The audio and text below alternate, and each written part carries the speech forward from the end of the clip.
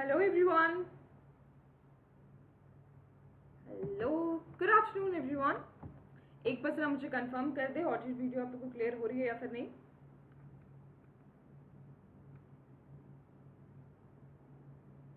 क्योंकि मुझे हमेशा की तरह वापस से मुझे नहीं दिखाई दे रही है कि क्लास मेरी चल पा रही है या फिर नहीं चल पा रही है, क्योंकि मैं कोशिश किए जा रही थी तब से। गुड आफ्टरनून वरदान।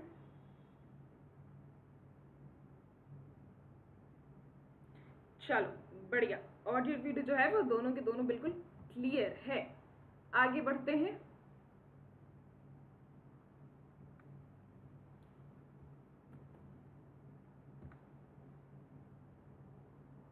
जय हिंद, जय हिंद। तो मैं हूं आपकी अपनी होस्ट एंड दोस्त पाठी, और जैसा कि आपको पता है कि हम पढ़ रहे हैं जनरल स्टडीज के लिए, तो मेरे बारे में आपको कई बार बता चुकी हूँ। आगे बढ़ते हैं। देखिए, तो हम यहाँ पे तैयारी करें डिफेंस एग्जाम वाले, आप लोग जितने भी हैं बिल्कुल रेडी रहिए इन चीज़ों के लिए। क्योंकि जो बच्चे ये पूछते हैं कि मैम एग्जाम कब होगा, एग्जाम कब होगा, बेटा तो एग्जाम जो है डिले हुआ है लेकिन होगा जरूर। तो तुमने क्या ना, तुमने तो प्रिपरेशन नहीं छोड़नी। और एफकेड वाले आप तो बिल्कुल रेडी हो जाओ, और अपनी एनडीए एयरफोर्स एक्सएमआई नेवी वाले आप लोग इंडिया के सबसे बड़े लार्जेस्ट लर्निंग प्लेटफॉर्म पे हैं, जहां पे आपको इंडिया के बेस्ट एजुकेटर के द्वारा पढ़ाया जाता है। आप जैसे ही यहाँ पे प्लस के सब्सक्रिप्शन पे आते हो, देखो आपको यहाँ पे ऑलरेडी यूट्यूब क्लास मिलती है फ्री, आपको स्पेशल क्लास प्रोवाइड कराई जाती है फ्री। लेकिन जैसे ही आप आते हो ना प्लस के सब्सक्रिप्शन पे, तो आप देखोगे कि वहाँ पे आपको बहुत सारी चीज़ें जो अवेल कराई जाती हैं। जैसे कि वहाँ पे आपकी डेली लाइफ क्लासेस होती हैं, जिसमें अपने एजुकेटर से आप चैट कर सकते हो, डिस्कशन में एंगेज हो सकते हो, अपने डाउट पूछ सकते हो, आंसर पोल कर सकते हो। ये सब कुछ तब होगा जब क्लास आपकी चल रही हो किस ड्यूरेशन में। लाइव टेस्ट क्विजेस कराए जाते हैं ताकि अपने प्रिपरेशन को आप क्या कर सको, एवल्यूट कर सको। ठीक है, आपको समझ में आ जाए कि हाँ प्रिपरेशन अपनी कैसी चल रही है और कैसी नहीं चल रही है। स्ट्रक्चर कोर्सेज रहते हैं, सारे के सारे जो कोर्सेज रहते हैं वो लाइन बाय लाइन रहते हैं, एक एग्जाम के हिसाब से रहते हैं आपके। अनलिमिटेड एक्सेस रहता है, ऐसा नहीं कि अगर आपने सब्सक्रिप्शन लेना है तो आपको जो है एक्सेस आपको इसमें नहीं मिलेगा। आपको सारे के सारे जितने भी आपके सिलेबस है, जितने भी आपके बाकी कोर्सेज हैं, उन सब में आपको अवेलेबल करा दिया जाता है, तो उसमें डाउट है मत रहना। देखिए, आपके बहुत सारे कोर्सेज हैं जो अवेलेबल हैं, कितने सारे कोर्सेज हैं जो आपको यहाँ पे मैथमेटिक्स में, यूपीएससी, एनडीए में और सब में सारे में एग्जाम के लिए अवेलेबल है यहाँ पे। अच्छा देखो, सब्सक्रिप्शन पे देखो, यहाँ पे सब्सक्रिप्शन पे क्या फंडा आता है। अगर आप कैलकुलेट करके देखो, एक महीने का आपको चार्जेस पड़ रहा है, 3 महीने का, 6 महीने का, 2 साल का और 1 साल का और 2 साल का। अगर आप कॉलेज में हो तो आपके लिए 2 साल का जो प्रोग्राम है वो बेस्ट है, और ये मात्र 9600 में है 2 साल का। मतलब मंथली आपको कितना पड़ रहा है, 400 रुपीज पड़ रहा है आपको मंथली।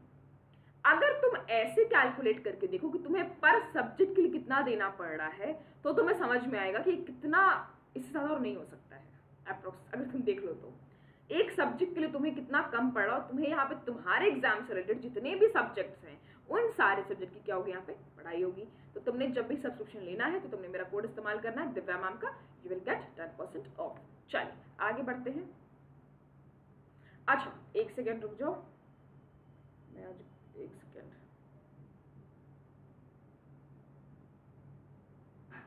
देखो,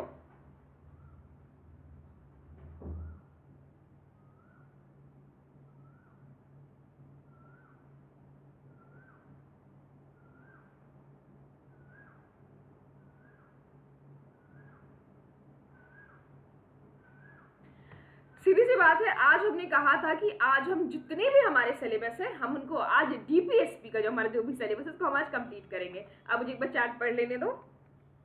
सॉरी मैम लेट हो गया। नहीं बच्चा, आज क्लास जो है वो 3:15 से ही स्टार्ट हुई है, थोड़ी लेट स्टार्ट हुई है क्लास आपकी। I am good Amandev, how are you? अरे Anupam, so sweet of you. Amandev क्या बात है, क्या हो गया? और अमनदेव तुम मेरे नाम से ही सेम ग्रुप बनाना बंद करो, ठीक है? वैसे बच्चों को क्या होता है, कंफ्यूजन हो जाती है सेम नाम से अगर रहता है तो। अनुज जय हिंद। अमन रविंद्र यादव गुड आफ्टरनून बच्चा। क्लास की टाइमिंग आपकी सिमिलर 3 बजे है। जैसे कि आपको पता था कि मैं थोड़ी बाहर थी तो मैं रिटर्न हुई हूँ, उसके बाद थोड़ी सेटल हुई हूँ, जिसकी वजह से मुझे थोड़ा सा वक्त लग गया, इसलिए मैंने क्लास की जो टाइमिंग थी वो मैंने 15 मिनट आगे बढ़ा रही थी। ठीक है? अरे फाइटर, क्या बात है, नमस्कार। बिल्कुल जिंदगी में ना ऐसे ही फाइट करते रहो, और बिल्कुल टेंशन नहीं लेना कभी जिंदगी में, समझ रहे हो ना? क्या है, कहते हैं ना कि जिंदगी एक लड़ाई है। मदर इंडिया का वो गाना सुना है, जिंदगी है जहर तो पीना ही पड़ेगा, दुनिया में आए हैं तो जीना ही पड़ेगा, समथिंग लाइक दैट, कुछ ऐसा था। और बहुत ही खूबसूरत लाइन थी एक्चुअली। ये मैंने अपने दादाजी को सुना था, वो ऐसे कहीं बैठे रहते थे ना, तो ही भी जमींदार, तो ऐसा बोलते थे, लोगों को सुनाते थे, लोग आते थे ना ऐसे सुना, उस पहले वाले वक्त के टाइम पे लोग आते थे ना पूछने के लिए बातें, तो कहते थे ना कुछ लोग की मन नहीं कर रहा है, लग रहा है सरकार हम सुसाइड कर ले, ऐसे कर ले, मर जाए, कुएं में कूद के जान दे दे, तो वो ऐसे उनको ना प्यार से गाना सुना के कहते थे कि दुनिया में आए हो तो जीना ही पड़ेगा, जिंदगी है जहर तो पीना ही पड़ेगा। और एग्जाम अगर जैसे कि ना प्यार का दरिया है और कूद के जाना है, तो बेटा कोई भी प्यार का दरिया नहीं है, सीधे सीधे ये एग्जाम का दरिया है और उसको तुमको पास करके ही आगे बढ़ना है, क्योंकि जिंदगी में अगर पास करके आगे नहीं बढ़ोगे तो बहुत सारी तकलीफें हैं जो तुम्हारे को ऑलरेडी पकड़ने के लिए बैठी हुई है। I hope you understand. चलो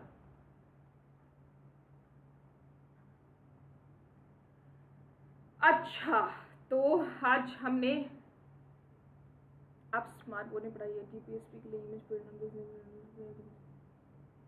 क्या लिख रहा है तू?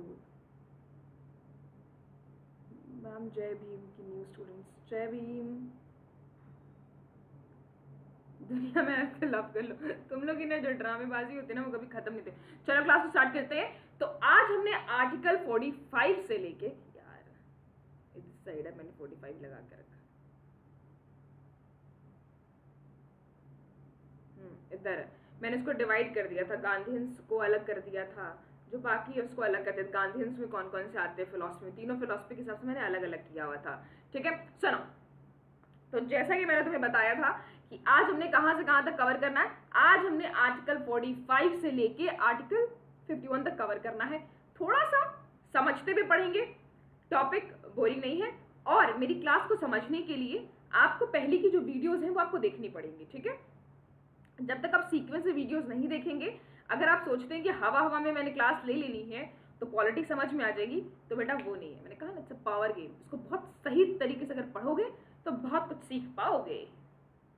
चलो अगेन रिपीट 44। अच्छा, सिविल कोड के बारे में कल मैंने एक लंबा चौड़ा भाषण दिया था यूनिफॉर्म सिविल कोड के बारे में, कि थ्रू आउट द कंट्री में, चलो एक रिकैप दे देती हूँ उसका। अभिषेक सिंह राजपूत कह रहे, तो इसका एक रिकैप देते। इसमें कहा गया था, आर्टिकल 44 में कहा गया था कि जो भी हमारे फाउंडिंग फादर्स रहे थे, उन लोगों ने ये कहा था कि अगर पूरे के पूरे कंट्री में अगर एक यूनिफॉर्म सिविल कोड होता है तो वो सही रहता, लेकिन ऐसा हो नहीं पाया बेसिकली, ठीक है। देखो सिविल कोड यूनिफॉर्म तो रह नहीं पाया क्योंकि सबके जो पर्सनल लॉस थे वो बहुत ज़्यादा है। जैसे कि हिंदू सक्सेशन एक्ट मैंने कल बताया, हिंदू एडॉप्शन एक्ट होता, हिंदू मैरिज एक्ट था, मुस्लिम लॉ अलग है, क्रिश्चियन लॉ अलग है, पारसी लॉ जो है वो अलग है। पता है एक चीज़ आपको और पता होगी, बुद्धिस्ट, जैन, सिख, ये तीनों जो है हिंदू लॉ के अंदर गवर्न होते हैं क्योंकि ये हिंदू हैं। तो एक बच्चे ने मुझसे एक्चुअली पूछा था कि मैम क्या सिख जो होते हैं वो हिंदू होते हैं? तो हाँ बेटा, जो सिख होते हैं वो हिंदू होते हैं और उनकी शादियाँ और उनको जो गवर्न करा जाता है वो हिंदू लॉ के अंडर ही गवर्न किया जाता है, ठीक है। जैसे कि अब हमारे यहाँ ये भी बातें हैं कि हमारे हिंदू लॉ जो शादियों और जो हमारा हिंदू मैरिज एक्ट जो रिफॉर्म हुआ था, कहते हैं कि हर किसी के लॉज को बनाया था वहाँ के लर्नड जो काजी हैं, वहाँ के जो पादरी हैं, उन लोगों ने। हमारे यहाँ ये मानते हैं कि हमारे जो लॉज में जो चीज़ें डाली हुई हैं जो किताब में, वो स्वयं भगवान ने लिखी थी, जो कि हम अभी हमारे पास एज ए लॉ के फॉर्म में है। जैसे कि हिंदू मैरिज एक्ट में आपको पता होगा सप्त फेरी का सिस्टम है। हिंदू मैरिज तभी पूरा का पूरा माना जाता है, सोलमाइज तभी माना जाता है। क्या बोल रही हूँ आजकल मैं, दिमाग खराब हो गया। हाँ, तो उसको तभी पूरा माना जाता है जब सप्त फेरी होती है, ठीक है। ये एक टर्म आता है सप्त फेरी या फिर सपिंदाज। जब भी कोई केस आता है ना, समझ लो तुम्हारे पास कोई किसी ने कहा कि हम इससे डिवोर्स फाइल कर रहे हैं, तो हम पहले क्या पूछोगे, क्या तुम्हारा सपिंदाज मैरिज है? मतलब क्या तुम लोग वाकई में तुम्हारी 7 फेरों की शादी हुई है? मतलब क्या तुम्हारी हिंदू रीति रिवाजों से शादी हुई है? This is the law term sapindas. मतलब दोनों कहते हैं ना वो दो जिसमें एक जान, वो है ना लैला मजनू दो बदन एक जान, वो वाला गाना जो है वो इधर ही हमारे इधर से लेके गया हुआ था लॉ से, समझ रहे हो? तो गुड इवनिंग क्षितिज। अभिषेक कह रहे वाई, क्या क्या वाई? अरे मंजिल मिले ना मिले तो मुकद्दर की बात है, और हम कोशिश ना करें तो गलत बात है। ये बात तो सही है। देखो, सबसे पहली बात है कि वो तुम्हारी किस्मत में मानते हैं कि कहीं ना कहीं मुकद्दर पर डिपेंड करता है। लेकिन एक बात बताओ, जिनके हाथ नहीं होते क्या उनकी लकीरें को जो बात कहते हैं, तो क्या उनकी किस्मत नहीं होती? बहुत सारे एग्जाम्पल है तुम लोगों के सामने, बहुत सारे, मतलब बहुत सारे एग्जाम्पल। अब चलो तो पढ़ाई स्टार्ट करते हैं बिना किसी देर के। अरे वरदान क्या हो गया? सर तुम्हारा मैसेज नहीं आ रहा मुझे है? अमनदीप का भी नहीं आ रहा। अरे चलो अब लिखते हैं। देखो, आर्टिकल 45 से अपन स्टार्ट करेंगे। यहाँ पे क्या लिखा? आर्टिकल 45 में लिखा है कि provide early, hello hello Sunita, चलो अब देखो यहाँ पे प्रोवाइड अर्ली चाइल्डहुड। बेटा अगर वैसा यूनिफॉर्म सिविल कोड देखोगे ना बेटा, तो उस हिसाब से तो ऐसी बहुत सारी जगह है और बहुत सारे कंट्रीज हैं जहाँ पे जबरदस्ती भी इम्पोज किया गया है यूनिफॉर्म सिविल कोड। कहीं भी एक घर में सबके मत एक नहीं हो सकते हैं। अगर आप कहते हो कि हम एक घर के अंदर सारे मेंबर का जो ओपिनियन है अगर हम एक रख पाएंगे, तो दैट इज नॉट पॉसिबल। एक देश के अंदर अगर आप चाहोगे कि सब एक रिलीजन फॉलो करें, सब एक कम्युनिटी के रहें, तो दैट इज नॉट पॉसिबल ना। तब तो फिर आप एक रिलीजियस स्टेट हो जाओगे कहीं ना कहीं। और हम यहाँ इंसान हैं, हम जानवर नहीं है कि घोड़े गए नहीं, कि मतलब वो कहते हैं ना, वो घोड़े चिल्लाने लगते, कुत्ते हमारे साथ ना रहने लगे, कुत्ते चिल्लाने लगी, बिल्लियां हमारे साथ नहीं रहेंगी। अबे जानवर थोड़ी है, इंसान है, हम एक साथ रहने के लिए पैदा हुए हैं। अच्छा ओके, चलो अब देखो आर्टिकल 45 क्या कहता है। तो मेरे नालायक बच्चों, तुम लोग जिनको पढ़ने का मन नहीं लगता है, थोड़ा अगर ध्यान से पढ़ लोगे तो पॉलिटी तुम लोग को आसान लगने लगेगी। देखो आर्टिकल कहता है 45 की provide early childhood care and education for all children until their complete the age of 6 year. अब यहाँ पे मैंने एक शॉर्ट फॉर्म में एज नोट्स के तौर पे बनाया है। अगर तुम आर्टिकल 45 एक ढंग से अगर पढ़ोगे, संभल के अगर पढ़ोगे, तो तुम्हें बहुत कुछ जो है वो समझ में आएंगी। उसमें कुछ इस तरीके से नोट डाउन किया हुआ है कि हर बच्चे को, वहां पे मेंशन है कि ऑल चिल्ड्रन, ये देख रहे हो यहाँ पे तुम, चलो यहाँ पे मैंने थोड़ा सा डाला है ऑल चिल्ड्रन। यहाँ पे ये ऑल चिल्ड्रन का कंसेप्ट क्यों डाला गया, और जिस तरीके से मेंशन आउट किया गया है, उससे ये लग रहा है कि बहुत बड़ी अर्जेंसी थी। ऐसा लग रहा है कि उस वक्त के टाइम पे ये लिखना, ये डालना ऑल चिल्ड्रन पे बहुत ज्यादा स्ट्रेस दिया गया। जब तुम संविधान की किताब उठाओगे तुम देखोगे थोड़ा सा हाईलाइटेड मार्क है, ठीक है। तो ऑल चिल्ड्रन पे इतना ज्यादा स्ट्रेस क्यों दिया गया था, कौन मुझे बताएगा? बताओ बताओ। अरे दूबी जी धन्यवाद। अमन डोंट डू दिस बच्चा।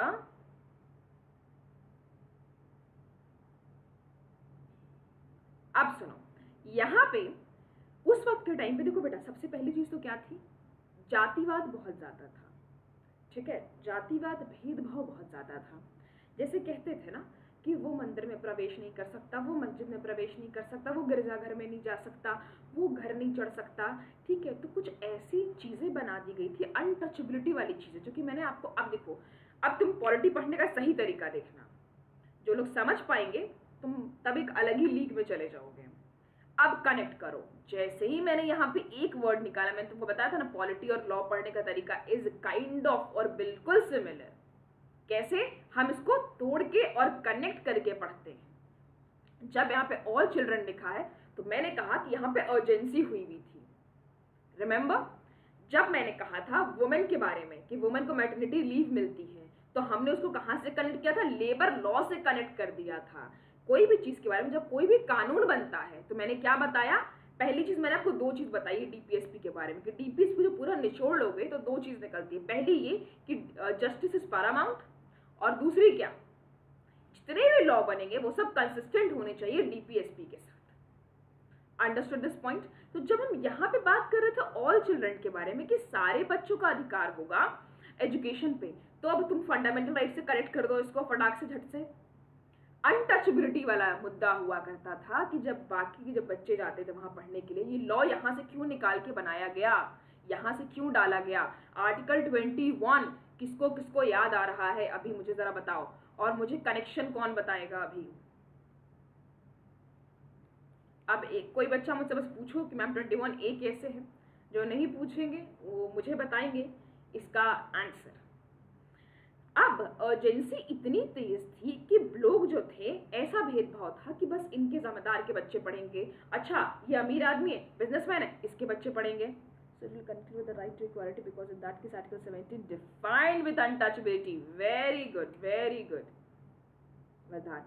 अब इसको आर्टिकल 21 से कनेक्ट करो, झट से कनेक्ट करो बिना किसी देर हुए हुए, और मुझे इसके पीछे का रीजन बताना है तुम लोगों को. क्यों आर्टिकल, अब क्योंकि अब अगर अब के लॉ को तुम लोग देखोगे तो पहले देखो, पहले क्यों बनाया गया था, क्योंकि पहले जो फाउंडिंग फादर्स रहे थे उनको पता था कि अर्जेंसी जो है, हर किसी को शिक्षित करना कितना ज्यादा जरूरी है.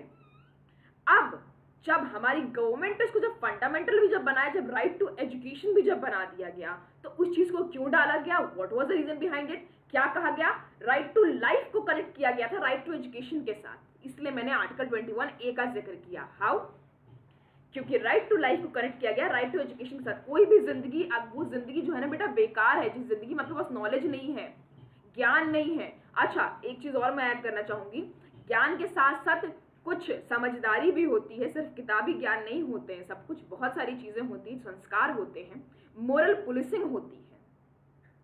ठीक है, अगर आप में बहुत ज्ञान रह के बहुत आप अकड़ में हैं और आप में अगर तमीज नहीं है तो वो ज्ञान किसी काम का नहीं होता है. खैर अभी फिलहाल आ जाते हैं पॉलिटिक्स के ऊपर, हमारी मोरल पुलिसिंग पे बाद में आएंगे.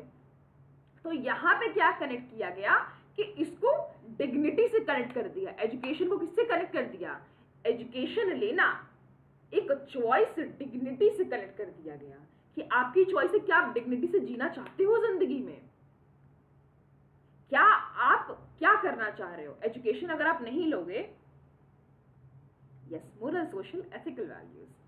अमन यादव, यादव जी सुन लो, तुमको ना, जय हिंद अंशुल. बेटा सौरभ सुनो, बिल्कुल हिंदी में समझा रही हूं, यहाँ जो लिखा है इसको इग्नोर करो. ये मैंने लिखा है बस इसलिए दिखावटी के लिए, मतलब कहते हैं ना कि मैंने बस तुमको, क्योंकि मैं एक टर्म समझाती हूँ, ये मैंने दिखावटी के लिए लिखा है कि जो बच्चे जब टर्म भूल जाएंगे तो ये जब PDF जो मैं प्रोवाइड करा दूंगी तो इससे एक बार पढ़ पाएंगे, बस यही रीजन है. बाकायदा यहाँ जितने ही बच्चे मौजूद हैं उनको पता है कि मैं एक एक लाइन हिंदी में समझाती हूँ, फारसी नहीं आती है मुझे. और आजकल तो ऐसा हो गया कि मैं इंग्लिश के वर्ड भी भूलते जा रही हूँ, मैं नहीं बोल रही हूँ. चलो सुनो अभी, अब देखो यहाँ पे, ठीक है, अब देखो तो उसको किससे कनेक्ट किया गया, आर्टिकल 21A से. मैंने इसको ए से कनेक्ट कर दिया क्योंकि मैंने इसको डिग्निटी से कनेक्ट कर दिया. ऐसे पढ़ते हैं पॉलिटी, कनेक्ट करके. फंडामेंटल राइट्स, DPS भी तुम कैसे कनेक्ट कर पा रहे हो, तुम जैसे जैसे आगे बढ़ते जाओगे ना चैप्टर वाइज पॉलिटी में, तुम हर किसी को एक से कनेक्ट करते हुए जाओगे, तुम देखोगे कि तुम हर एक एंगल को, हर एक आर्टिकल को, हर एक लॉ को तुम कनेक्ट कर पा रहे हो दूसरे के साथ. अंडरस्टूड, ये पॉइंट क्लियर है बिल्कुल, क्योंकि हर किसी के बच्चों को ये अधिकार है कि वो डिग्निटी के साथ अपनी लाइफ जिए. कल को कोई इनको ये ना सुनाए कि अरे ये पढ़ा लिखा नहीं है, अरे इसको नहीं आती. देखो पुराना जमाना वो अलग जमाना था, 1928 का 1930 का जो वक्त था जब इलेक्शन हुए थे इस मुद्दे पे कि कौन कितना पढ़ा लिखा है, मात्र इंडिया की 10% आबादी ने तब वोट दिया था, याद रखना. क्यों, क्योंकि तब कैसे वोटिंग हुई थी, जो कांग्रेस आई थी 28 महीने के लिए, तब कैसे वोटिंग हुई थी, किसके पास कितनी एजुकेशन है, किसके पास कितनी जमीनें हैं. तो वो जमाना और ये जमाना क्या है,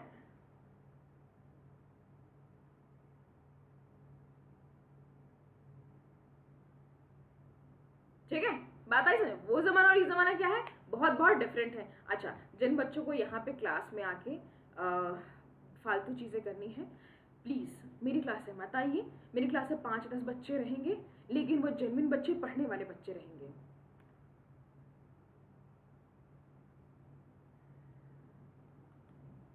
चलिए आगे देखिए, ठीक है. अब यहाँ पे 6 years 14 years तक कर दिया गया है, ठीक है. पता है आपको राइट टू एजुकेशन को राइट टू लाइफ से कनेक्ट कर दिया गया, इसलिए एजुकेशन जो है बहुत इंपॉर्टेंट है. अब आ जाओ यार 46 की तरह, रुको रुको रुको रुको, इस साइड पे मैंने सबको गार्डियन प्रिंसिपल से सबको अलग अलग करके तुम लोग के लिए नोट्स के फॉर्म में बनाया है मैंने इसको, ताकि जब पढ़ोगे ना तुम लोग तो इसको रिलेट कर पाओगे सही तरीके से. समझा मैं दे रही हूँ आर्टिकल वाइज, ओके. अब देखो आर्टिकल 46 क्या कहता है? अच्छा, इस वाले में एक केस हुआ था, कहाँ गया, छड्डो। आर्टिकल 45 में राइट टू एजुकेशन वाले में Mohini Sharma versus supreme court का एक केस हुआ था। उस केस में भी सुप्रीम कोर्ट ने कहा था कि हर किसी को अधिकार है, अगर किसी को स्कूल से बाहर निकाल दिया जा रहा है बस किसी रिलीजन के बेसिस पे या किसी कास्ट के बेसिस पे, तो वो बहुत गलत है। बात समझ रहे हो? फिर वहां पे क्या हो जाएगा, उस पर एक्शन लेने की बात आ जाएगी, फिर वो फंडामेंटल ड्यूटी से कनेक्ट कर लेगा। समझ रहे हो कि उसकी वो मर्जी थी कि वो जाए, और सरकार ने आपको यहाँ पे परमिशन दी है कि आप जाइए भैया और जाके एजुकेशन लीजिए, हम आपको प्रोवाइड करा रहे हैं। तो टीचर कौन हो रहे हैं, आपको क्लास से बाहर निकाल देंगे, वहां से वो कह देंगे नहीं भैया तुम्हारा जो है रिलीजन अलग है, नहीं भैया तुम्हारा जो है कास्ट अलग। समझ रहे हो? एक केस स्टडी से समझाते जा रही हूँ, क्योंकि पॉलिटी में केस स्टडी इंपॉर्टेंट मायने रखती है इसी वजह से। अब देखो यहाँ पे आर्टिकल 46 क्या कहता है? आर्टिकल 46 कहता है कि promote the educational and economic interest of SC ST and other weaker section. यहाँ बहुत इंटरेस्टिंग एक वर्ड है, वो है weaker section of the society. अब इसको मुझे कौन समझाएगा? यहां तक तो आप समझ गए, यहां तक वापस से ये टर्म लाया गया। क्या टर्म लाया गया वापस से? कि आपको प्रमोट करना है educational and economic interest. Economic interest बोले तो अगर आपकी जनता है और अगर उसके पास यस वरदान, अगर आपके पास जनता है, ठीक है, और अगर उसके पास पैसे नहीं है। अच्छा, मैं उसमें कंफ्यूज हो रही थी, मोहिनी वाला केस जो था वो सुप्रीम कोर्ट का था कि कर्नाटका केस था? हाँ जी, फाइनेंशियल हेल्प।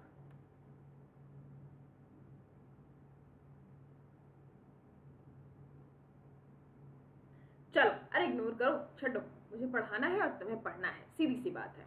अब देखिए यहाँ पे सिनेरियो क्या हुआ, अभी देखो वीकर सेक्शन में वापस से बात कर रही हूँ, एजुकेशन और इकोनॉमिक इंटरेस्ट की बात कर रही हूँ, ठीक है, यहाँ पे क्लियर है। वापस से मैं कह रही हूँ कि पहली चीज कि तुम उन लोगों को, हाँ जी जयंत बिल्कुल सही कह रही हूँ कि पहली चीज तो ये कि आपको सबको जो है एजुकेशन इंटरेस्ट सबको आपको देना पड़ेगा, ऐसा नहीं है। वापस से सिमिलर चीज इकोनॉमिक इंटरेस्ट, फाइनेंशियल हेल्प, जैसे भी जयंत बता रहे हैं। मतलब ये देखना है कि भैया तुम्हारे देश की जनसंख्या, तुम्हारे देश की पॉपुलेशन है, तो उनको देखोगे तो सही, छोड़ तो ना दोगे।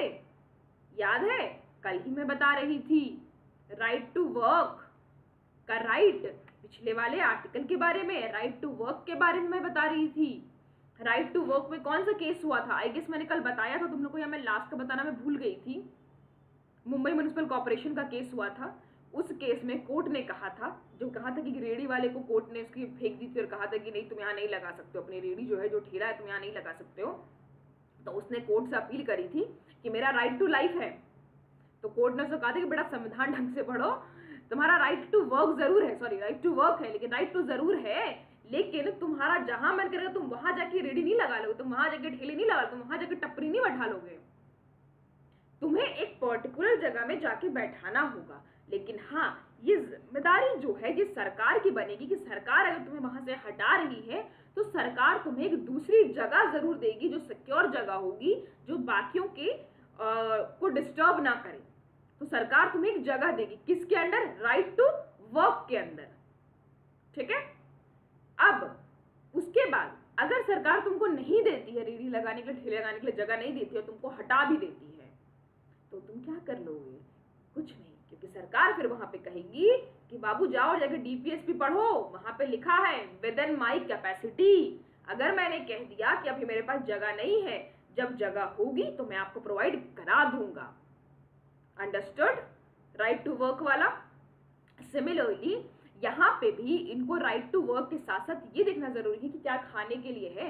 हम किसी को मरता हुआ नहीं छोड़ सकते, किसी भी सेक्शन को। अच्छा, यहाँ पे एक नोटिस करने वाली बात क्या है, जब मैं बात कर रही हूँ वीकर सेक्शन के बारे में, चलो अगर मैं बात करती हूँ SC ST OBC के, जब मैं बारे में बात करती हूँ तो आपको क्या समझ में आ रहा है कि मैं किसी इंडिविजुअल के बारे में नहीं बात कर रही हूँ। I am not talking about individuals, I am talking about group, I am talking about cluster.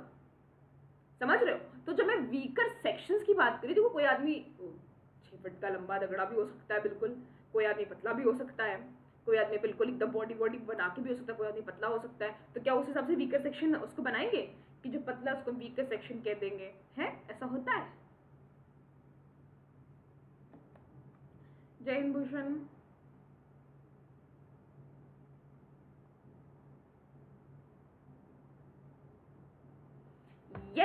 Talking about community. हम बात कर रहे हैं ग्रुप के बारे में, हम बात कर रहे हैं बहुत सारे कम्युनिटी के बारे में, यानी हम किसी एक कम्युनिटी के बारे में बात नहीं कर रहे। वी आर टॉकिंग अबाउट जितने भी वीकर सेक्शंस वाले कम्युनिटी हैं, हम कम्युनिटी के बारे में बात कर रहे हैं। अब मुझे कौन बताएगा कि इंडिविजुअल वाला जो पास हुआ है वो किसने पास किया है? हाँ बच्चा, यहाँ पे जबकि क्लास चल रही है, एयरफोर्स का जो बैच है वो आपके लिए फ्री है। स्पेशल क्लासेस में भी आपकी जो बैचेस चलती हैं वो फ्री चलती हैं। बेटा स्पैम नहीं करना बेटा। मैं चैट्स इसलिए मैं देखते रहती हूँ कंटिन्यूअसली। मैंने देखो बहुत सारे एजुकेटर्स जो चैट्स नहीं देखते, एक दो चैट देखते हैं बंद करते हैं। मैं एक चैट पकड़ने की कोशिश इसलिए करती हूँ, रीज़न ये कि किसी का डाउट ना रह जाए। अच्छा, अब चूंकि मैं वापस आ चुकी हूँ तो तुम लोग की जो हिस्ट्री की क्लास है वो स्क्वाड चैनल पे चलनी स्टार्ट हो जाएगी। ठीक है, टाइमिंग मैं आप लोग को कंफर्म कर दूंगी। टाइमिंग जो है, अब आप लोग की 2 क्लासेस चलेंगी डेली। एक आपकी चलेगी पॉलिटी की और एक आपकी चलेंगी हिस्ट्री की क्लासेस। ठीक है, यूट्यूब पे। बाकी आपकी स्पेशल क्लासेस पे चलेंगी। ठीक है,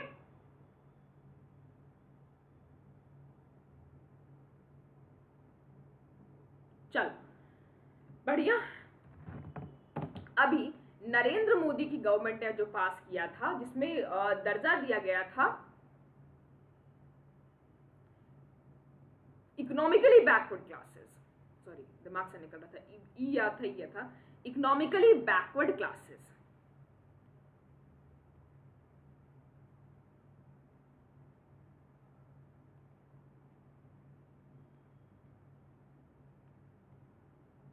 इकोनॉमिकली बैकवर्ड क्लास का दर्जा दिया था। अब यहां पे अगर मैं बात करूंगी तो ये शायद किसी इंडिविजुअल को भी इसमें हक मिलेगा।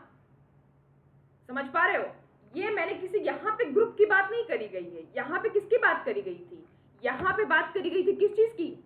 यहाँ पे जिनको पैसे से, जो लोग इकोनॉमिकली जो लोग बैकवर्ड हैं, जो फाइनेंशियली जो लोग बैकवर्ड हैं, उनको रिजर्वेशन देने की बात करी। आप जब कॉलेज में एडमिशन के लिए जा रहे हो तो पैसे नहीं है बेटा। आजकल उन कॉलेज में एडमिशन के बारे में बात हो रही है। देखो जहां पे कॉलेज में सिनेरियो जैसे कि मैनेजमेंट कोटा चलता है। What is management quota? अबे वो सीधे बोलना, इट्स अ डोनेशन। और क्या, मैनेजमेंट कोटा से आया हूँ? अबे मैनेजमेंट कोटा से थोड़ी ना, सीधे सीधे कहना कि डोनेशन से आया हूँ, है कि नहीं? हाँ बच्चा, नींद तो लगी है क्योंकि कल यानी 48 आवर्स हो गए हैं मुझे नींद। कल तो मैं पूरे मतलब परसों वाली रात में पूरी रात नहीं सोई थी, क्योंकि सब बच्चों को पता है कि मैं थोड़ी बिजी थी काम में। कल रात को वापस से कल मेरी नींद हुई है अप्रॉक्सीमेटली 3 घंटे। कल पूरे दिन में मतलब 2 दिन में मेरी नींद हुई है 3 से 4 घंटे हुई है।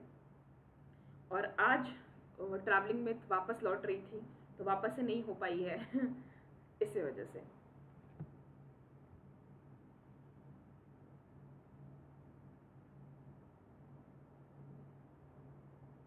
हाँ, चाय गरम गरम वैसे कॉफी पसंद है मुझे, चाय नहीं पीती हूँ मैं चलो अभी देखो यहाँ पे, ठीक है।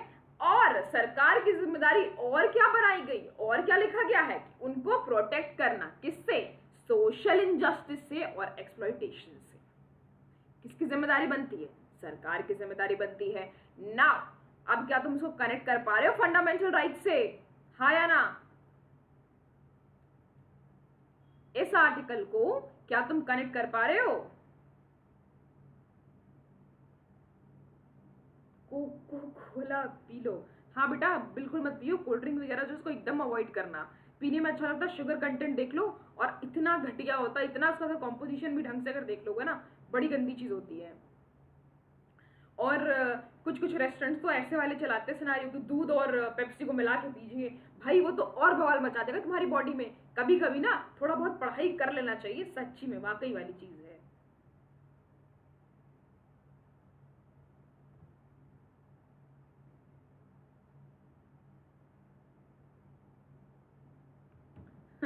चलो हो गया, अब आगे देखो।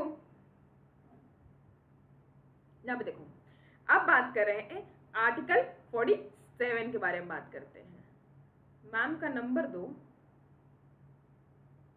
आओ तुमको जरा दू नंबर, वैसे भी अच्छे से नींद नहीं है, पकड़ के मारो खींच के तुम लोगों को। देखो, prohibit the consumption of intoxicating drink and drugs which are injurious to health. अब यहाँ पे एक मुद्दा है, किसको किसको याद आ रहा है कि नीतीश कुमार जी ने एक्ट पास किया? किसको किसको याद आ रहा है कि नीतीश कुमार जी ने एक्ट पास किया शराबबंदी का? किस सेक्शन ने, किस आर्टिकल ने उनको ये हक दिया कि वो पास करें? क्या यार, बड़ा बवाल हुआ था बिहार में। मतलब जब ये पास हुआ ना अरे अमन देव, बताती हूँ अमन, बताती हूँ, सुनो। देहरादून ना स्वीट चावल पर दूध और जलेबी खिलाएंगे। अच्छा,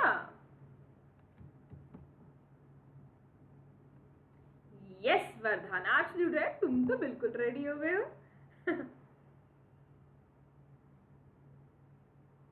सुनो, देखो, तो नीतीश कुमार जी ने बैन किया किस आर्टिकल के अंतर्गत? किस आर्टिकल उनको इंपावरमेंट किया वो लॉ बनाने के लिए? आर्टिकल 47 ने नीतीश कुमार जी को इंपावरमेंट किया।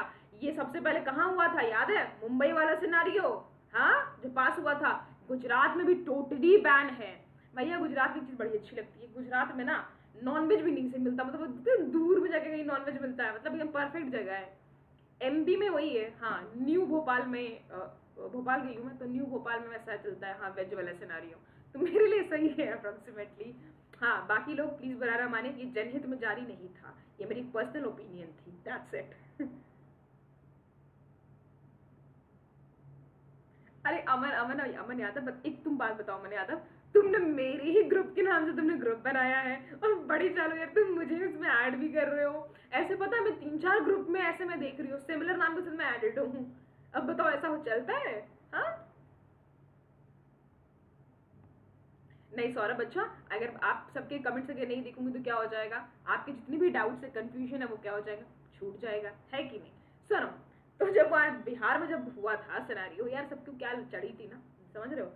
और उस चक्कर में ब्लैक की दारू जो है वो ज्यादा चल पड़ी बिहार के अंदर, और झारखंड बाजू में है, नेपाल बाजू में, ऐसा लगता है ना वैसे चलाते चलाते चले जाएंगे, वैसा वाला सिनेरियो। तो नीतीश गवर्नमेंट जो है उन कैसे इंपावरमेंट हुई थी? आर्टिकल 47 के अंतर्गत से। डीपीएस मैंने क्या बताया? लॉ जो होने चाहिए कंसिस्टेंट होने चाहिए, किसके साथ? डीपीएसपी के साथ। Do remember this. अब देखो, अब मैंने तुमको एक बात और बताई थी कि जब दवाएं बनती हैं तो दवाओं में भी थोड़ी मात्रा का इस्तेमाल होता है, चाहे शराब हो गई, चाहे आपका मैरिजुआना हो गया, कैनबिस हो गया, उन सब चीज़ों का थोड़ा बहुत इस्तेमाल होता है, लेकिन एक बहुत ही कम मात्रा में। और बेटा वो कच्ची शराब रहती है। अभी आई गेस बिहार में एक न्यूज़ आया था, मैं पढ़ रही थी बहुत महीने पहले, कि कुछ लोगों ने वो दवा के लिए जा रही थी दारू, और उस पर ऐसे हटैक वटैक करके उसका छीन लिया, मतलब, और उसको लेके पी लिया, और फिर कच्ची जहरीली शराब शराब पी के उनकी मौत हो गई। और ये केस बहुत चलता है बिहार में कह लो, झारखंड में कह लो, ठीक है, कि कच्ची शराब से पहले तो बहुत बहुत लंबी लंबी केसेस आते थे, पता है, जहरीली शराब शराब से मौत का। मैम का नंबर है 112।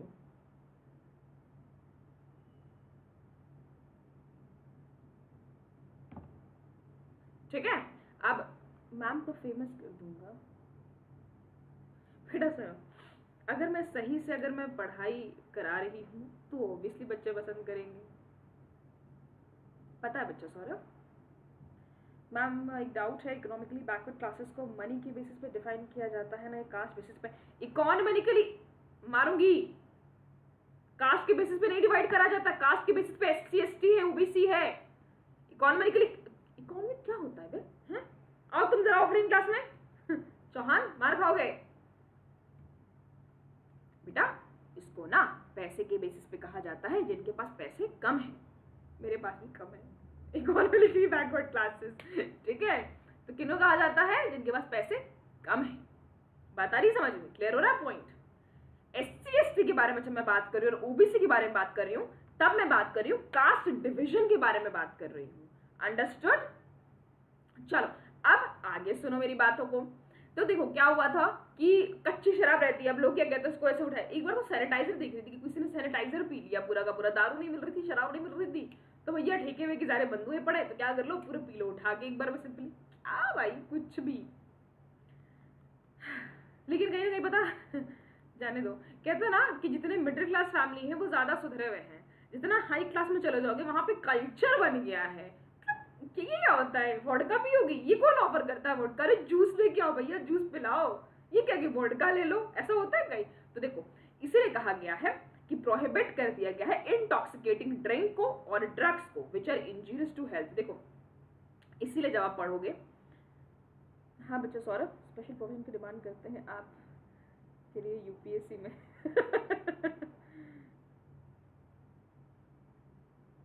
Ma'am please don't forget general ma'am. Aman Dev बेटा जनरल का दर्द मुझसे ज्यादा कौन समझ पाएगा। जब मैंने क्लाट दिया था तो मेरी जो स्कोरिंग आई थी ऑल इंडिया में, जो मेरी स्कोरिंग आई थी वो मेरी स्कोरिंग थी 89। तो हिसाब से मुझे NLU बैंगलोर मिलना चाहिए था, लेकिन मुझे NLU बैंगलोर नहीं मिलके मुझे 3rd नंबर का जो कॉलेज था यानी कि कोलकाता में मुझे वो मिला था। 14 कॉलेजेस हुए करते थे तब क्लाट में, तब मुझे तीसरे वाले रैंक के कॉलेज मिले थे। टॉप 5 होता तो टॉप 3 मिला था। जब मैं बहुत रोई थी उस चीज़ के लिए क्योंकि मुझे टॉप नंबर का कॉलेज चाहिए था, तो तब पता चला कि वो थोड़ा वो बेसिस के तौर पे, मतलब रिजर्वेशन का जो बेसिस होता है वहाँ पे प्रेफरेंस देती है, और अदर क्योंकि सीट जो होती हैं वो बहुत कम होती हैं। लॉ के एक क्लास में सीट जो होती हैं बहुत कम होती हैं, ठीक है। जनरल की जो सीट रहती है 15 से 20 सीट रहती है एक कॉलेज में। उस टाइम पे हमारे टाइम पे वही 30-60, हाँ 60 सीट रहता था, मतलब 30 से 30 सीट्स रहते थे जनरल कैटेगरी के लिए, बाकी सीट रिजर्वेशंस में चले जाते थे। तो क्या दर्द की बात करते हैं यार, सबके अपने अपने दर्द है कि नहीं।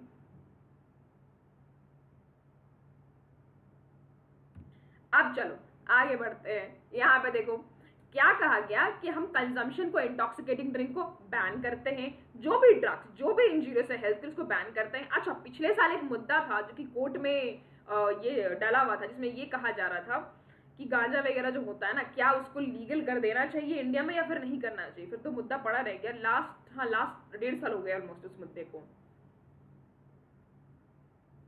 साहू जी मैं हिंदी में पढ़ा रही हूँ यहाँ। अरे भैया जहाँ जो लिखा तुम लोग काहे देखते हो इसको, यहाँ जो लिखा हुआ है इसको तो हिंदी में ट्रांसलेशन कर रहे हैं ना हम, काहे नहीं समझ रहे हो तुम लोग।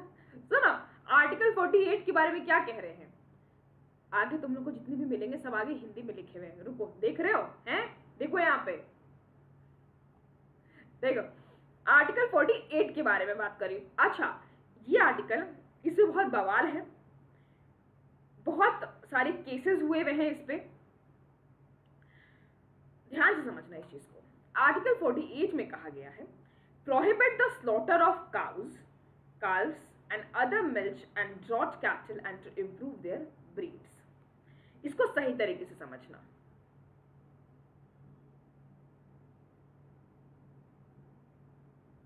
ठीक है, तो अब यहाँ पे सिनारियो क्या चला है, यहाँ पे प्रोहिबिट, यहाँ पे कहा है हमारे फाउंडिंग फादर्स ने कहा यहाँ पे कि हमें क्या करना है, काउ स्लॉटर जो होता है, गाय को काटने की जो बात आती है उसको नहीं रखना चाहिए, वो बंद कर देना चाहिए। उसके साथ ही बाकी जानवरों के बारे में बात करी गई है। Mohammed Hanif versus supreme court का एक केस था, ठीक है, जिसमें सुप्रीम कोर्ट ने ये कहा था कि काउ स्लॉटर की जब बात आती है तो जो काउ जिनका इकोनॉमिकली, काउज या जो जानवर जिनका इकोनॉमिकली यूज हो रहा है जीते जी, उनको नहीं काटना चाहिए। लेकिन जो अगर इकोनॉमिकली यूज नहीं हो रहा है तो उनका स्लॉटर हो सकता है। थोड़ा कॉन्ट्रोवर्शियल था आपके नज़र में, हमारी नज़र में, ठीक है, आपकी नज़र में हमारी नज़र में थोड़ा सा ये डिफरेंट था। मेरा तो काउ स्लॉटर सुन के सर पकड़ लेते हैं चलो हटाओ। तो ये सिनारियोज रहे थे। तो उसमें कहा कि जैसे कि अगर मान लो जब तक वो दूध दे रही है तो वही जब तक उसका इकोनॉमिकली यूज हो रहा है तब तक आप उसे नहीं काट सकते हैं। लेकिन हाँ, जिस भी जानवर का इकोनॉमिकली यूज नहीं है आप उसे काट सकते हैं।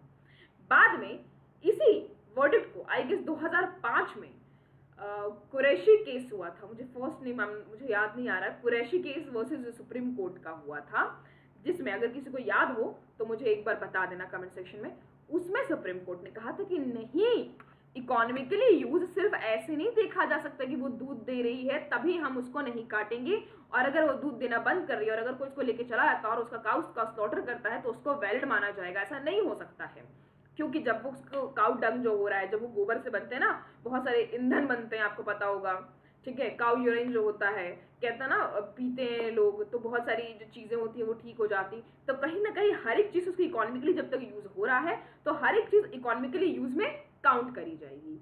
लेकिन देखो बेटा, एक आर्टिकल को अगर 5 तरीके से तुम आर्टिकल 48 को समझा दोगे, 5-6 तरीके से समझा दोगे और इस चीज़ को अगर डिफाइन कर दोगे कि काउ स्लॉटर जो है वो सही है, तो दैट इज रॉन्ग। क्योंकि पहली चीज़ तो ये, डिसलाइक वाले हनीफ कुरैशी, हाँ बच्चा, अरे आ जाते हैं डिसलाइक वाले, क्लास शुरू होने से पहले ही आ गए थे वो लोग इस बार। अच्छा 2007 में, हाँ वही 2005 और 2007 में, क्योंकि 2005 में भी एक केस हुआ था काउ स्लॉटर पे, जिसमें आई गेस उसको रिजेक्ट कर दिया गया था। एक बिल भी फाइल हुई थी इस चीज़ के रिगार्डिंग, उसमें थोड़ा सा मैं कंफ्यूज हो रही हूँ इस केस में। ठीक है, अब देखो सिंपल से सिनारियो समझो, कोई भी चीज़ जो धर्म में, किसी के धर्म में मान्यता है, वो चीज़ें तुम्हें क्यों करनी है, किसी को भी क्यों करनी है, क्यों काटना है, ऐसा क्या यूज हो जाएगा जो कि बाहर से वो यूज नहीं निकाला जा रहा है। लेकिन नहीं, क्या कर रहा है, अच्छा उनको प्रॉब्लम है, चलो तुम कर, कैसा थोड़ी चलता है ऐसा। तो काउ स्लॉटर जो है आर्टिकल 48 में, अगर उसको सही तरीके से समझोगे, तो मैंने बहुत लोगों को देखा है, हमारे कॉलेज में एक बार डिबेट हुआ था, तो बहुत सारे लोग आर्टिकल 48 को बहुत अलग तरीके से डिफाइन कर रहे थे और काउ स्लॉटर को जस्टिफाई कर रहे थे, और फाउंडिंग फादर्स के जो ये जो लिखा उन्होंने मेंशन करा है, इसके बारे में कह रहे थे ये लोग कि देखो वो ये कहना चाहते थे कि जब तक इकोनॉमिकली यूज है तब तक नहीं काट सकते, बाद में काट सकते हैं। ठीक है, तो ये कुछ कुछ लोग कहते, कुछ लोग उसको घुमाते, को बेटा लॉयर्स हैं, बहुत सारे लोग दिमाग से भी तेज हैं, तो घुमाना, बातों को घुमाना और अलग तरीके से रिप्रेजेंट करना इज एब्सोल्युटली राइट। लेकिन संविधान में जो लिखा है ना, अगर उसको स्ट्रेट फॉरवर्डली अगर पढ़ते हो ना, बिना ढंग से अगर पढ़ते हो, दिमाग से पढ़ते हो, तो सीधी सी बात लिखी हुई है कि prohibit the slaughter of cows, नहीं होगा। इसके अंतर्गत क्या होगा, नहीं होगा। अरे कैसे कर दोगे भैया। अब बहुत सारे लोग इसमें ये भी डिबेट पे उतर आते हैं, बहुत सारे लोग इस डिबेट पे उतरे हैं कि एक बात बताओ, यूपी में तो ऐसा हो गया कि रख के ऐसे खाना नहीं दिए वगैरह, ऐसा कुछ भी हो रहा है। एक बात बताओ, अगर घर में कोई तुम्हारे यूज का नहीं तो तुम क्या करोगे, उसको फेंक दोगे घर से बाहर, कहोगे नहीं इसका कोई काम नहीं, इसको घर से बाहर फेंक दो। If I were the CEO, remove the list. अरे क्षितिज,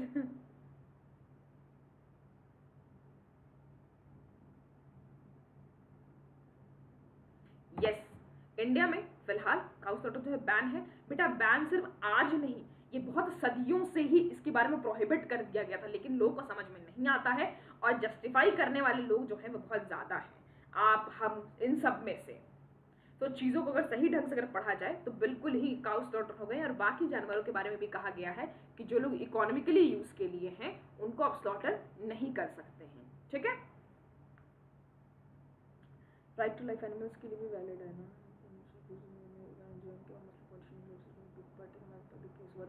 यस यस यस वरदान, दैट इज नॉट राइट। क्यों, अच्छा हाँ Mandeep chicken is the best, चलो डन, समझ गई। नहीं करना है, क्यों करना है काउ स्लॉटर। मुझे पता है, इस मुद्दे पे मुझे याद आ रहा है, मैं बोल नहीं पा रही हूँ, इसलिए मैं चुप हो जा रही हूँ बार बार, क्योंकि बहुत कुछ है बोलने के लिए, क्योंकि बहुत सारे लोग उसको जस्टिफाई करने आ जाते हैं कि अरे हम नहीं खाएंगे तो फिर फूड चेन नहीं चलेगा। अरे तू काहे का तुम लोग का फूड चेन नहीं चलेगा है, काउ स्लॉटर में फूड चेन नहीं चलेगा, क्या हटाओ। तो प्रोहिबिटेड है, सीधी सी बात है, समझ लो और सुन लो बातों को। आगे बढ़ते हैं, क्या कहता है आर्टिकल 49, क्या कहता है। नहीं नहीं बेटा, यहाँ पे right to freedom of speech ज़्यादा ऑनलाइन नहीं करते, करूंगी, डोंट वरी, जल्दी करूंगी। आर्टिकल 49 के बारे में बात करते हैं। Project monuments places an object of artistic और historic interest which are declared to be national importance. अब मुझे एक चीज बताओ, क्या कह रहा है, एक एक्ट बनाया गया प्रिजर्व करने के लिए पुराने मॉन्यूमेंट्स को, जितने भी हमारे हिस्टोरिकल मॉन्यूमेंट्स हैं, हेरिटेज मॉन्यूमेंट्स हैं, आर्कियोलॉजिकल डिपार्टमेंट ने इस पे क्या करा, एक्ट बनाया गया। हमने इससे पार्लियामेंट के थ्रू एक एक्ट पास कराया, जिसमें हमने ये कहा कि ये जिम्मेदारी बनेगी हमारी और सरकार की, हमारे साथ साथ सरकार की। अगर आप समाजवादी पार्टी से हो तो बोलो समाजवादी पार्टी, ऐ हट पढ़। चलो पार्टी से नहीं हूँ, मैं भगवान को मानने वालों में से हूँ, क्योंकि आपका अस्तित्व जो है वो ऊपर वाले की वजह से है, और अगर वो आपके साथ है तो जीवन में कुछ बुरा नहीं होता। कहते हैं ना कि ऊपर वाले की न्याय की चक्की धीमी जरूर है लेकिन पिसती बहुत बारीक है। बात आ रही है समझ में? तो कह ये रहे हैं कि कोई किसी पार्टी से नहीं होता। अगर कोई भी पार्टी किसी के साथ गलत करता है या कोई भी इंसान किसी इंसान के साथ गलत करता है, अगर आज तुमको ये लगता है कि तुम किसी के साथ गलत करके, तुम किसी का पैसा लूट के सुकून की नींद तुम्हें नसीब हो जाएगी, तो यू आर रॉन्ग। और याद रखना, स्वर्ग और नर्क, हेवन और हेल, दोनों यही है, तुम्हें यही चुकाना पड़ेगा। तुमने अगर किसी को चीट करा है, मेरे पास इतने केसेस आते हैं। जब मैं इंटर्नशिप की ड्यूरेशन में थी ना, तो मैं बहुत सोचती थी इन चीज़ों को लेके। हमारा 3 ही बाकी, इसको फटाफट कवर कर लेंगे। मैं तब बहुत सोचती थी उन चीज़ों को लेके कि कैसे लोग किसी को मार सकते हैं। इसलिए मार दिया क्योंकि इसने एलिमनी नहीं दी, इसको मार दो। एलिमनी के लिए मार देते थे, इसलिए मार दिया क्योंकि भैया उससे झगड़ा हो गया तो बवाल हो गया, तो गुस्से में फिर मार दिया, और प्लान करके मारा। तो फिर कैसा प्यार हुआ वो? देखो, प्यार का कोई पास्ट टेंस या प्रेजेंट टेंस नहीं होता। या तो प्यार आज भी है और कल भी था, या तो फिर नहीं है। ऐसा नहीं तो पहले था और अब नहीं है, नहीं, प्यार हमेशा रहता है। अगर आज नहीं तो पहले भी नहीं था। अट्रैक्शन अफेक्शन वाला मुद्दा है ना, तो ऐसा नहीं था कि बीवी को मरवा दी, बीवी हस्बैंड को मरवा दी, फिर कहते प्यार था लेकिन मुझे तो पैसे चाहिए थे उस के टाइम पे, मुझे लगा कि वो मुझे नहीं देगा, तो तुमने इतनी प्लानिंग कर ली कि प्लानिंग के साथ मरवा दिया। Why are all lawyers arrogant, ma'am? नहीं बच्चा, एरोगेंट नहीं होते, एक्चुअली सिचुएशन बना देती है। नहीं प्रधान, कोई जरूरी नहीं है प्यार करना, कोई जरूरी नहीं है, बिल्कुल भी नहीं है। It's just a feeling and nothing else. आप यार अपने वतन से प्यार करो, और नहीं तो क्या। बहुत सारे जैसे केसेस आते, तो मुझे यही लगता था कि इतने सारे केसेस आ रहे हैं, क्यों ऐसा हो रहा है? लोग कैसे मरवा देते, किसी को भी मार देते, और प्लान करके मारते और प्रिपेयर रहते कि अच्छा लॉयर को इतनी फीस देनी है। पता है, ऐसे भी लोग हैं जो प्लान करके पहले से बजट बना के रखते हैं कि अच्छा पुलिस को ऐसे जाएगा, अच्छा इसको ऐसे जाएगा, और फिर मर्डर का एक अरे ऐसे लोग हैं ना भैया, दुनिया में एक से बड़े एक लोग हैं। तुम लोग कहोगे तो कहोगे कि क्या क्या होता है, मर्डर कर देते। अभी तुम लोग जो हो ना, तुम लोग बहुत एक सिक्योर एनवायरनमेंट में हो, शुक्र मनाओ। आज तुम लोग क्या हो ना, मस्ती मजाक में चलो क्रिकेट खेल के आते हैं, चलो गुल्ली डंडा खेल के आते हैं। अरे उसे ऐसे कर दिया, अच्छा हम उसको सपोर्ट करेंगे, अच्छा वैसे कर दिया, नहीं हम उसको गाली देंगे, नहीं वैसे कर दिया हम ये करेंगे। नहीं, दुनिया उसके आगे बहुत बहुत जालिम है, पता है तुम लोगों को। बदले की भावना, सारी चीजों को हटा दो अपने मन से। और अगर आज तुम अच्छे के लिए चाह रहे हो, आज जितने भी बच्चे सुन पा रहे, चाहे 10 बच्चे हो या 15 बच्चे हो, जितने ही बच्चे सुन पाओ, बेटा हर किसी के साथ ना, अगर कोई तुम्हारे साथ बुरा कर रहा है तो इट डजंट मीन कि तुम भी उसके साथ बुरा करोगे। नहीं, तुम इंसान हो, तुम बदला लेने नहीं आए किसी के लिए। बदले लेने के लिए ना और चीज़ों के लिए सब भगवान के ऊपर छोड़ दो। कहता है ना कि अगर आप छोड़ देते हो ना ऊपर, तो सब कुछ सही हो जाता है। चलो अब आगे बढ़ते हैं। देखो यहाँ पे आपकी जिम्मेदारी बनती है, सरकार की जिम्मेदारी बनती है कि प्रोटेक्ट करना जो मॉन्यूमेंट्स है, जो इंपॉर्टेंट मॉन्यूमेंट्स हैं, प्लेसेस हैं।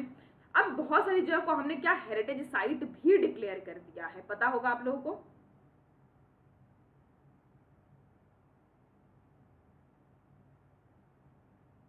यार मत करो अमन यादव, ऐसे स्पैम मत करो, ठीक है। या जिस हिस्टोरिकल इंटरेस्ट को डिक्लेयर किया गया है नेशनल इंपॉर्टेंस के तौर पे, उनको एक इंपॉर्टेंस देना। ये नहीं कि अच्छा गए हैं विक्टोरिया मेमोरियल देखने, अरे यहाँ तो बंदूक रखा हुआ है, हो चलो कांच तोड़ के बंदूक निकाल के ले जाते हैं, पुराने जमाने का है। अरे ये तो रानी का हैट रखा हुआ है विक्टोरिया मेमोरियल में, चलो तोड़ के इसका हैट को लेके चले जाते हैं। अबे ऐसा कहाँ होता है, ऐसा है?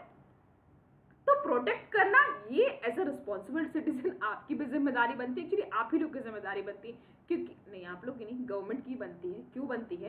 क्योंकि कई बार बहुत गवर्नमेंट भी ऐसी होती है कि ऐसी हरकतें करती है पब्लिक जैसी, अरे वाह इतने सारे सोने के सिक्के हैं, अरे वाह इतने सारे हीरे वाले जवाहरात हैं पुराने जमाने वाले, चलो इसको इटली इंपोर्ट करते हैं, चलो इसको यहाँ इंपोर्ट कर देते हैं। झट से समझ में क्या ही कहा जाए।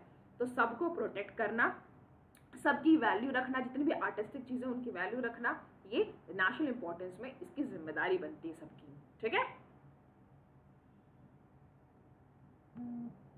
अब देखो आगे बढ़ते हैं, आर्टिकल 50 पे आते हैं। सुन लो बेटा, 2 आर्टिकल्स और बाकी हैं, तुम लोग ड्रामे ना करो। अब आर्टिकल 50 की बात करते हैं, separate the judiciary from the executive in the public service of the state. अब बहुत सारे बच्चे इसमें कहेंगे मैम इसका मतलब क्या होता है, जुडिशरी और एग्जीक्यूटिव तो ऑलरेडी अलग अलग है मैम, हम तो शुरुआत से सिविक्स पढ़ते आ रहे हैं, बचपन से हमने सिविक्स पढ़ी थी तो हमने पढ़ा था कि जुडिशरी अलग होता है और एग्जीक्यूटिव अलग होता है। अच्छा अब हिंदी में समझाते हैं इसको। जुडिशरी मतलब क्या होता है बेटा, न्यायालय, न्याय करने की बात, जो न्याय करता हो, जहाँ पे आपको इंसाफ मिलता हो। एग्जीक्यूटिव की पोजीशन में कौन आ गए, अब बहुत सारे बच्चे इसमें जिनका मोटिव है कि आईएएस बनना है तो आप एग्जीक्यूटिव पावर में आ जाते हो, समझ गए बातों को, प्रशासनिक सेवा में आ जाते हो, आप बात समझ रहे हो। पहले के टाइम पे 1973 से पहले की मैं बात कर रही हूँ, जो डीएम होते थे, डिस्ट्रिक्ट, क्या कर रहे हो, ठीक है स्पैम नहीं, बस पढ़ना है, जय हिंद, ठीक है। अभी देखो पहले जो डीएम बनते थे, अब जैसे मान लो तुमने यूपीएससी निकालनी, ठीक है, तुमने आईएएस बनना, तुमने डीएम बनना, ठीक है, तो पहले क्या होता था कि डीएम के पास ना दो पावर रहती थी। एक पावर क्या, ये है आईएएस है, तो इसके पास एग्जीक्यूटिव पावर रहती थी, मतलब ये पुलिस को ऑर्डर देगा कि जाओ जाके उसको पकड़ो, वो जो है गलत काम कर रहा है, जाके उसको पकड़ के मेरे पास लेके आओ, ठीक है। दूसरी पावर पहले डीएम के पास रहती थी, जुडिशियरी पावर, जो कि बहुत गलत बात है। आप दो पावर एक सिमिलर इंसान को नहीं दे सकते। आपने पुलिस को ऑर्डर किया कि जाओ इसको पकड़ के लेके मेरे पास आओ, जैसे ही वो आदमी आपके पास आया आपने उसको सजा भी सुनाया, अच्छा इसको 4 साल की जेल में रखना है, अच्छा इसको मौत की सजा सुना दो, नहीं, जो पकड़ रहा है, जो दर्द कहते हैं ना, दर्द भी तुम दोगे और दवा भी तुम ही करोगे, ऐसा होता है। तो कह रहे हैं कि एग्जीक्यूटिव पावर, मजाक जोक सपाट, अब सुनो, जो एग्जीक्यूटिव पावर होती है जिसके पास, आप सिमिलरली उसको आप जुडिशरी पावर नहीं दे सकते। तब आर्टिकल 50 का ये प्योर वॉल्यूशन होता था। क्या था वो आर्टिकल 50 का, प्योर वॉल्यूशन था, इसका पूरा उल्लंघन हो रहा था उस वक्त के टाइम पे। बाद में इसको फिर अलग अलग किया गया, एग्जीक्यूटिव को अलग किया गया और जुडिशियरी को अलग किया गया, अंडरस्टूड।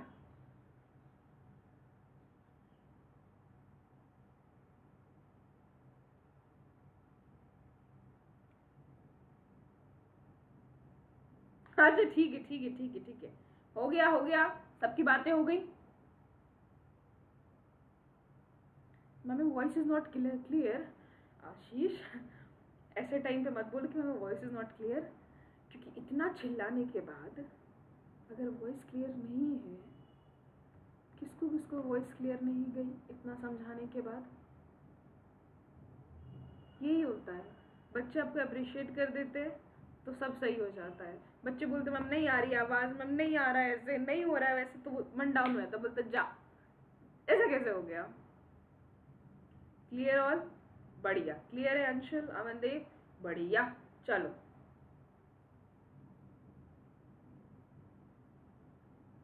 अब अमन पाड़ी कह रहे हैं कि वॉइस क्लियर है पर थोड़ी दूर से आ रही है, माइक पास करके। बेटा मैं बिना माइक की पढ़ा रही हूँ आप लोगों को, बिना माइक की पढ़ा रही हूँ आप लोगों को, इसलिए इतना चिल्ला के पढ़ा रही हूँ। आई गेस वॉइस कम है तो मुझे लैपटॉप की सेटिंग देखनी होगी कि वॉइस कम क्यों आ रही है। तुम लोगों ने पहले क्यों नहीं बोला फिर। चलो क्लियर है ना, समझ में आ रहा ना मुद्दा, बाद में देख लेंगे। क्षितिज थैंक यू, चलो क्लियर, चलो बड़ी थैंक यू निशांत। आप देखो यहाँ पे कहा क्या गया कि सेपरेट जुडिशरी एग्जीक्यूटिव कहा, मैंने बताया ना पहले डीएम के पास क्या हो रहा था, पावर रह रही थी। अरे माइक से नहीं पढ़ा रही हूँ भाई, सुनो। अब देखो यहाँ पे क्या है, एग्जीक्यूटिव थे और क्या थी, जुडिशरी पावर थी। इसको क्या था, ये प्योर वॉल्यूशन था आर्टिकल 50 का, इसको अलग अलग कर दिया गया, तब जाके ये आर्टिकल 50 के फेवर में हुआ। अब आते हैं आर्टिकल 51 पे। आर्टिकल 51 क्या कहती है कि promote international peace and security and maintain just the honourable relation between nation, foster respect for international laws and treaty obligations.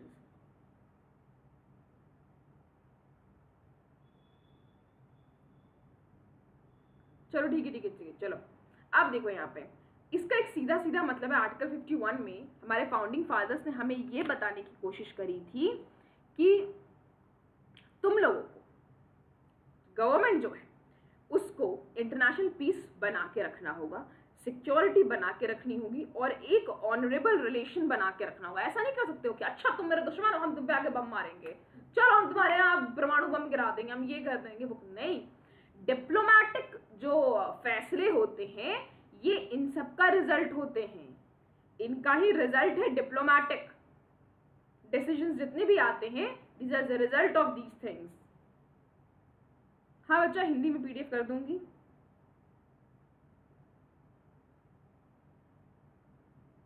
बात आ रही है समझ में? हाँ हाँ, पाकिस्तान पर, अरे उस पर तो हमारा मतलब ऐसा है, जन्मसिद्ध अधिकार है, उस पर तो हम गिरा ही सकते हैं बम बम, उसको क्या, उस पर उनके साथ ऑनरेबल रिलेशन अपना के करना ही क्या है। और हाँ, इसे मुझे बोलने में कुछ है नहीं, जाने दो, ऑनलाइन चले मुद्दा या कुछ भी चले, लेकिन पाकिस्तान वाली मुद्दे अलग है भैया। अब देखो यहाँ पे तो कह रहे हैं ना कि इंटरनेशनल पीस प्रमोट करना, सिक्योरिटी को प्रमोट करना, मेंटेन करना, ये नहीं कर सकते हो तुम कि हाँ भैया हम क्या करेंगे, तुमसे लड़ाई कर लेंगे, नहीं। डिप्लोमेटिक तरीके से समझाया जाता है चीज़ों को। चाइना के साथ कितनी सिनारियो चल रही थी, हम चाहते तो हम उसको बुरे तरीके से कह सकते थे, बुरे तरीके से हम उसके बारे में बयानबाजी करते, हमारी सरकार कहती अच्छा ये वैसा है, चाइनीज लोग तो ऐसे होते, अच्छा वो वैसे दिखते, अच्छा ये कहते, वो कुछ अलग से कह रही होती, नहीं। ये हमारे संविधान के आर्टिकल 51 के खिलाफ है, हमारे लॉज बने हैं। अब ये सब समझ गए कि डिप्लोमेटिक रिलेशन कैसे होते हैं, क्या होते हैं। ये 3rd नंबर का जो पॉइंट है इसको देखो और इसको पढ़ो, ये बहुत ही इंटरेस्टिंग पॉइंट है। एंड दिस इज व्हाट ये कह रहा है, encourage settlement of international dispute by arbitration. ये कह रहा है कि इनकरेज करने के लिए settlement of international dispute by arbitration. अब आर्बिट्रेशन के बारे में जब बात आ रही है तो ये दूसरा फॉर्म है डिस्प्यूट का। कहता है ना, ऐसे सीधे हाथ ना पकड़ के, मतलब कान ऐसे घुमा के पकड़ने वाला बात जो है, सीधे कान ना पकड़ के, ये आर्बिट्रेशन जो है उसका सबूत है। जब भी आर्बिट्रेशन हो जाएगी किसी भी मुद्दे में तो समझ जाओ भैया कि डिस्प्यूट हो गया है और बहुत भयंकर डिस्प्यूट हो गया है। ठीक है, अब आप कहाँ आ जाओगे, जुडिशरी में आ जाओगे। तो यहाँ पे आपके मुद्दे को कौन सॉल्व करेगा, इंटरनेशनली उसको सॉल्व करा जाएगा। वहां पे बात आ रही समझ में। अभी आर्बिट्रेशन जितने भी इंटरनेशनल डिस्प्यूट को सेटल करने के मुंबई में आई गेस बने हैं, हाँ मुंबई में बने, मुंबई के बारे में मुझे पता, और एक और स्टेट के बारे में वही याद नहीं आ रहा है, चिंग में बोलता रहता है हाँ, इंडिया ने कभी भी किसी भी कंट्री पे कभी भी पहले अटैक नहीं किया है, इंडिया ने कभी भी पहले शुरुआत नहीं की। एक बात याद रखना, आज तक की हिस्ट्री में और अब तक इंडिया ने सिर्फ और सिर्फ रिटेलिएट किया है। सिर्फ क्या किया है, रिटेलिएट किया है, हमने कभी शुरुआत नहीं करी है, हमने अपना डिफेंस करा है हमेशा। अब तुम लोग जाओगे ऐसे डिफेंस में, देखा कितना अच्छा राइम कर गया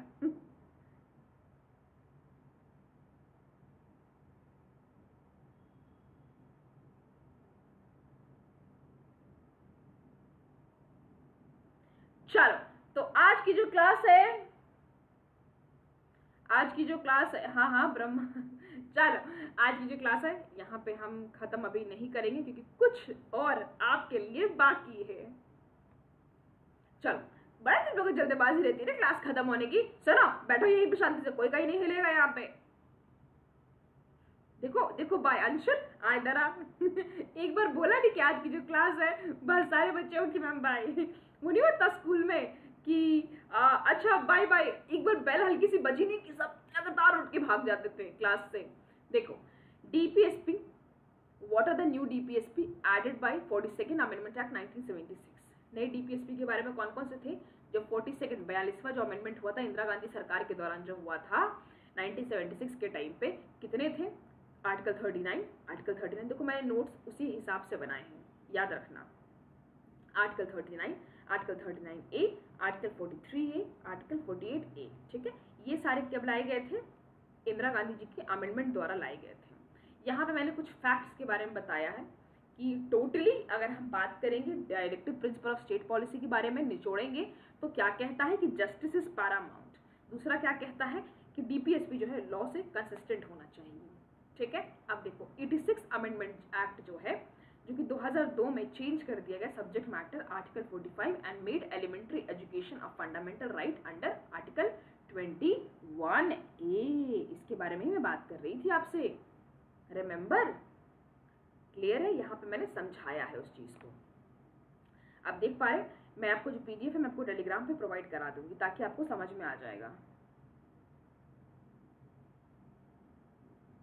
ठीक है। अब देखो डीपीएससी का आर्टिकल जो 43 भी है ये कब ऐड हुआ था? 97th अमेंडमेंट एक्ट में ऐड हुआ था, जो कि रिलेट करता है कोऑपरेटिव सोसाइटी से। कोऑपरेटिव सोसाइटी मतलब आप यूनियन बना सकते हो, कोऑपरेटिव सोसाइटीज बना सकते हो। ठीक है, चलो आर्टिकल 37 जो है क्लियर करता है कि DPSPs are fundamental in the governance of the country and मतलब DPSP are fundamental to the government.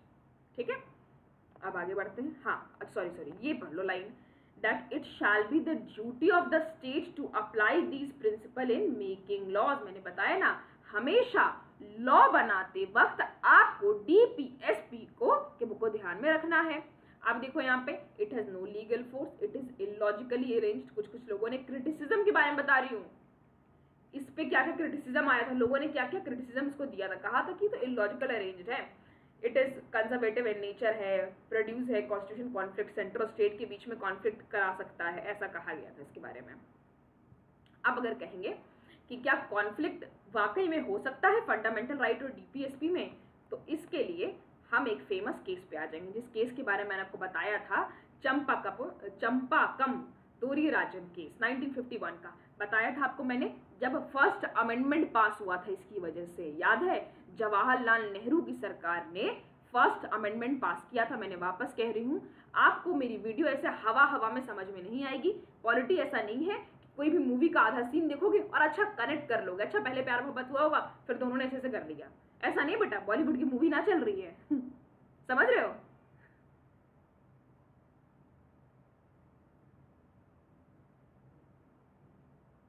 तुम लोग पढ़ोगे कि नहीं पढ़ोगे, कि आपस में बात करते रहोगे, थप्पड़ खाओगे एक दिन। ठीक है, यहाँ पे देखो चंपाकम दोरीराजन जो केस था 1951 पे, इसके बारे में जो मैंने बताया था, उस केस के बारे में मैंने जिक्र किया है।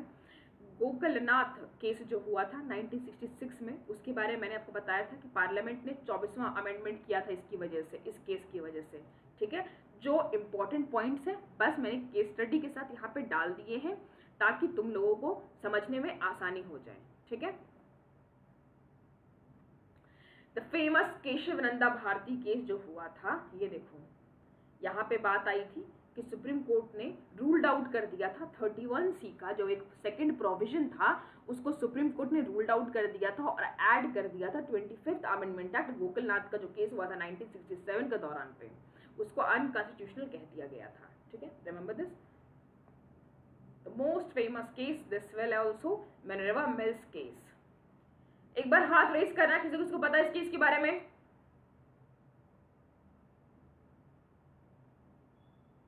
किसी को इंटरेस्ट नहीं है, देखो केसेस के बारे में, नालायको। अनुच्छेद मतलब आर्टिकल होता है अमन, अनुच्छेद हिंदी भाषा है, आर्टिकल को बोलते हैं अनुच्छेद। ठीक है, मिनर्वा मिल केस बहुत ही फेमस केस है जस्टिस को लेके। इसके बाद रिव्यू किया जाता है हर एक चीज को, पढ़ना ध्यान से कभी इसको, नहीं तो एक वीडियो बनाऊंगी तुम लोगों के लिए। आप कंक्लूजन पे देख लेना, फंडामेंटल राइट जो है इंजॉय करता है सुप्रीमेसी, हमेशा डायरेक्टिव प्रिंसिपल से ज्यादा सुप्रीमेसी किसको मिलती है? फंडामेंटल राइट को मिलती है। वही कहते हैं कि जिसको जो कि जस्टिसेबल हो नेचर में, तो ऑब्वियसली वो इंजॉय करेगा, क्योंकि सुप्रीम कोर्ट उसको जस्टिसेबल कर दिया गया। सुप्रीम कोर्ट में सीधे तुम जा सकते हो, judicial review. Very good very good Anil, जय हिंद। अंशुल, अमन देव पढ़ा है अंशुल, वेरी गुड बहुत अच्छे हैं। अच्छा, यहाँ पे कुछ यूपीएससी वाले मुद्दे से मैंने डाल दिया था। How many articles are in DPSP? 35 to 51 belong to DPSP. कौन सा पार्ट है कॉन्स्टिट्यूशन का जो डील करता है डीपीएसपी के साथ? Part 4 belongs to DPSP. How many type of DPSPs are there? Socialist, Gandhi and liberal. Have you directive principle ever amendment? क्या कभी इसका अमेंडमेंट हुआ था? हाँ हुआ था, 42nd, 44th, 86th। इसका केस स्टडी मैंने पीछे दे रखा है, तो भूलना मत। मैंने केस स्टडी के साथ एक एक डेफिनेशन के साथ एक एक आर्टिकल के साथ मैंने डाल रखा है। क्या डीपीएसपी जस्टिसेबल है? नहीं। डीपीएसपी सबऑर्डिनेट है फंडामेंटल राइट्स की? उसके बारे में नहीं लिखा है कि उसके बीच में एक बैलेंस है फंडामेंटल राइट के बीच में और डीपीएसपी के बीच में। डीपीएसपी को किन्होंने कहा था noble feature of constitution? DPSP के बारे में किस इंसान ने कहा था कि नोबल फीचर ऑफ कॉन्स्टिट्यूशन? कहा था डॉक्टर BR अम्बेडकर साहब ने।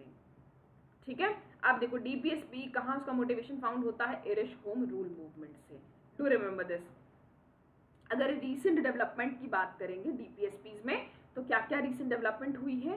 Prevention of atrocities act in favour of article 46, minimum wages act in favour of article 43, consumer protection act, equal remuneration act in favour of article 39। याद होगा आपको gender balance के बारे में, ठीक है। यहाँ पे मैंने मल्टीपल चॉइस क्वेश्चन दिए हैं आपके लिए, ठीक है। जितना मैंने पढ़ाया है उसके लिए मैंने देखो यहाँ पे मल्टीपल चॉइस क्वेश्चन यहाँ पे दिए थे, ठीक है। चलो अब आज की जो क्लास है इसको हम यहाँ पे खत्म करते हैं, और मुझे बताना एक बार कमेंट सेक्शन में, क्लास खत्म होने के बाद नीचे कमेंट सेक्शन में, लो भैया आ गए एग्जामपुर वाले, इनकी और कमी थी। कौन आ गए एग्जामपुर वाले?